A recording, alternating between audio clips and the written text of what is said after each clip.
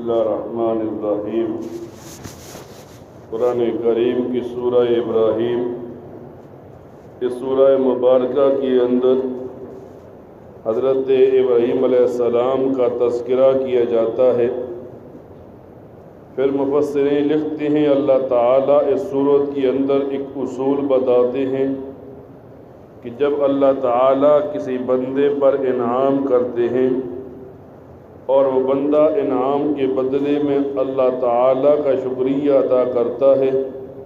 تو اس بندے کے لیے انعام کو زیادہ کر دیا جاتا ہے، اور اگر ایک بندے پر اللہ تعالیٰ امتحان کرتا ہے اور وہ اس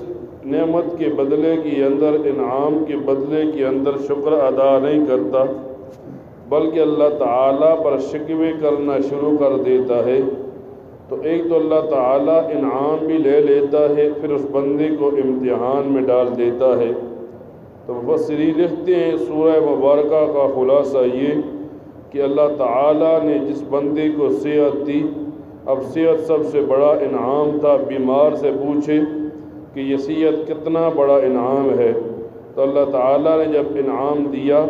اب یہ بندہ جب دین کی تقاضوں کو پورا کرتا ہے گویا یہ اللہ تعالیٰ کا شکر ادا کرنے والا ہے،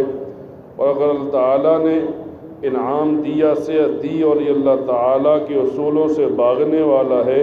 تو گویا یہ ناشکرہ ہے۔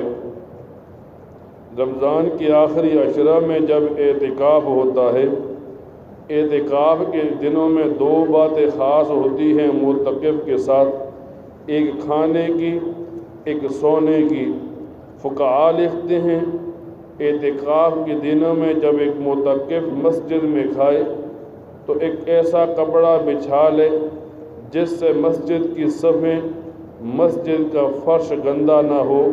اس ہی کپڑے کے اوپر کھائے دسترخوان بنا کر، تو اس وجہ سے وہ گنہگار بھی نہیں ہوگا۔ دوسرا، جب ایک آدمی مسجد میں معتکف تھا، اب وہ کس جگہ لیٹتا ہے ویسے لیٹنا اور ہے، لیکن اگر وہ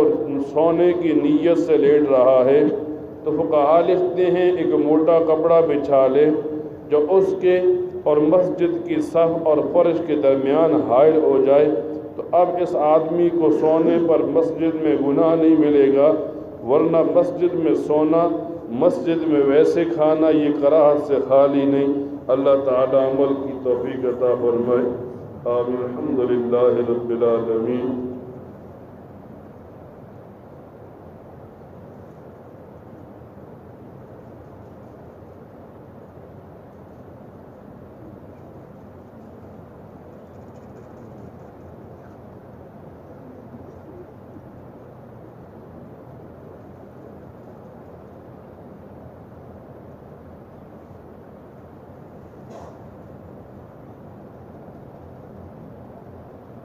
صلی اللہ تعالی